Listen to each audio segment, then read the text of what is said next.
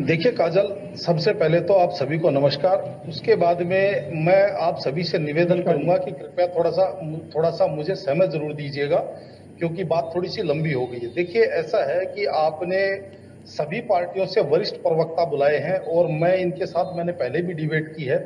आज मुझे इनसे बड़ी निराशा हुई है। मुझे भी। कि देखिए, मैं बताता हूं कि किस लिए निराशा हुई है। देखिए, ऐसा है कि अभी जुम्मा 45 दिन हुए हैं चुनाव परिणाम आए हुए, और जो पिछले 5 साल का जो कार्यकाल था महाराज योगी जी का, उस कार्यकाल के ऊपर जनता मोहर लगा चुकी है। अगर ये आज भी उस कार्यकाल की विषमताओं के बारे में या विफलताओं के बारे में बात करते हैं तो मुझे थोड़ी सी निराशा होती है इनकी विद्वता के ऊपर। क्योंकि देखिए, सीधी सी बात आपको मैं बता दूं, प्रजातंत्र के अंदर कहें या एक लोकतंत्र के अंदर कहें कि जब कोई पार्टी चुनाव जीत करके आती है तो ये माना जाता है कि जनता ने उनके कार्यों के ऊपर मोहर लगाई है। उसके ये जितनी भी बातें हो रही है, ये चुनाव से पहले ये बातें सारी सार्थक थी। चुनाव से पहले ये सारी बातें तार्किक मानी जा सकती थी, लेकिन चुनाव के बाद में अब मेरे हिसाब से पिछले 45 दिन का जो कार्यकाल है, इसके बारे में विषय करना चाहिए। क्योंकि 10 मार्च को पिछला अकाउंट तो मेरे हिसाब से योगी आदित्यनाथ की सरकार का क्लियर हो चुका है। मेरा पहला पॉइंट तो मेरा ये है। अब दूसरी बात आपको मैं बताता हूं। देखिए, अब आता हूं मैं मेन मुद्दा जो आपने मेरे से सवाल किया। काजल, देखिए, ऐसा है कि मेरे हिसाब से अब जो भारतीय जनता पार्टी ने एक इतिहास रचा है, और इसके अंदर देखिए किसी भी राजनीतिक पार्टी के लिए या सत्ता के लिए 3 चीज सबसे महत्वपूर्ण होती है कि नीति, नियत और काबिलियत। तो बात करें नीति की, तो इसके अंदर तो आप इस चीज को समझते हैं कि भारतीय जनता पार्टी ने अपनी या योगी आदित्यनाथ जी की सरकार ने 2017 के बाद से जिस तरीके से अपना शासन चलाया, उसके बाद में ये एक ऐतिहासिक निर्णय दोबारा से आया है। 350 साल मैंडेट किसी पार्टी ने पिछले 35-40 साल के अंदर रिपीट किया है, तो इसका मतलब उनकी नीति पे जनता ने मोहर लगाई है। उनकी नीति बिल्कुल ठीक थी, अगर मैं जनता की समझ पे भरोसा करूं तो।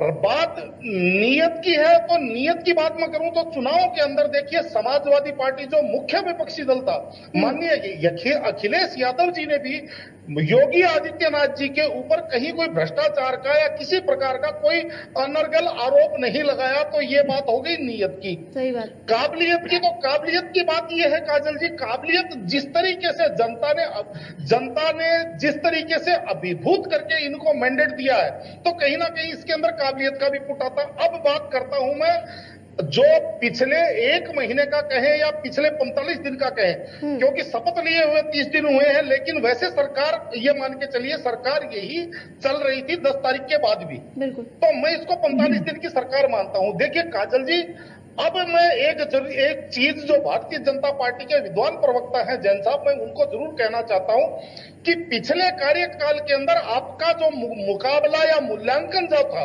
वो समाजवादी पार्टी के साथ था। लेकिन जो अब ये जो कार्यकाल आपका योगी सरकार 2 जो है, इसका जो मुकाबला या मुख्य मूल्यांकन माना जाएगा, वो ना किसी समाजवादी पार्टी के साथ माना जाएगा, ना किसी बहुजन समाज पार्टी के साथ माना जाएगा।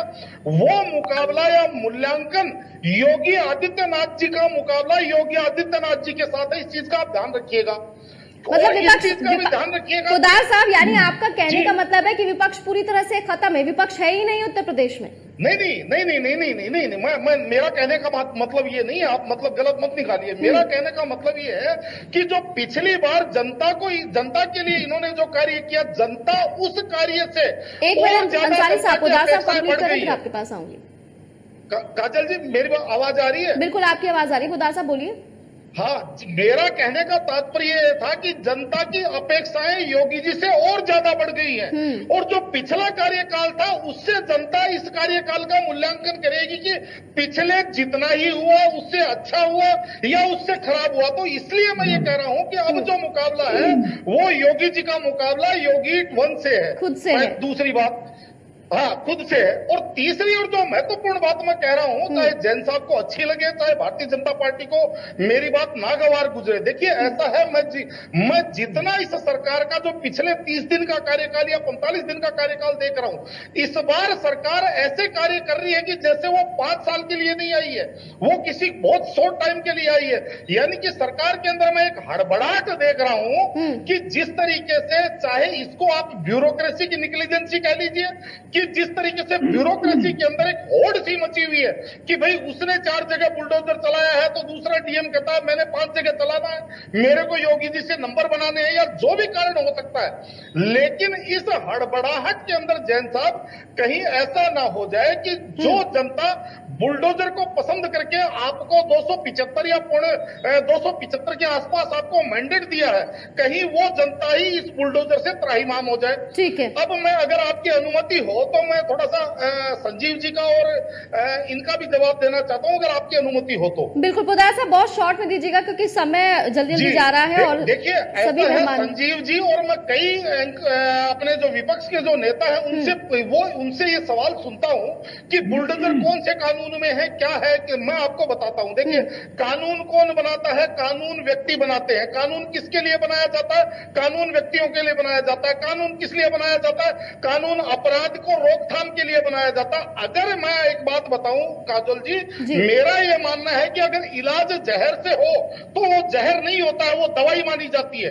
आप ये कहेंगे इसको जहर क्यों दे दिया है, लेकिन अगर वैद्य ने जहर देकर के आदमी को ठीक कर दिया है तो मेरा ये मानना है कि वो बहुत ही उत्तम वैद्य है। तो इसलिए आप अगर बुलडोजर की वजह से अगर उत्तर प्रदेश के अंदर कानून व्यवस्था अगर बहुत अच्छी सुचारू रूप से रहेगी तो मेरे हिसाब से अगर संविधान का उल्लंघन करके भी कानून व्यवस्था बढ़िया तरीके से चले और जनता के अंदर शांति रहे तो ऐसे संविधान के उल्लंघन को भी मैं सुखद मानता हूं और जनता उसको पसंद करती है। दूसरी और तीसरी बात आपको मैं एक चीज और बताऊं काजल जी, जिस तरीके से ये चीज जरूर मैं आपको कहूंगा और जैन साहब को भी कहूंगा कि थोड़ा सा इस हड़बड़ाहट के अंदर आप ये चीज जरूर चेक कीजिए, अपने ग्राउंड रियलिटी जरूर चेक कीजिए कि कहीं एक आम जनता के ऊपर ये बुलडोजर नहीं चल जाए। जैसे अभी हमने लखनऊ के अंदर एक नजारा देखा था कि एक बेचारे एक फल सब्जी वाले के ऊपर जिस तरीके से बुलडोजर ने कार्रवाई करी और उसको जिस तरीके से बेरोजगारी की तरफ धकेल दिया, तो इन चीजों का आपको विशेष रूप से ध्यान रखना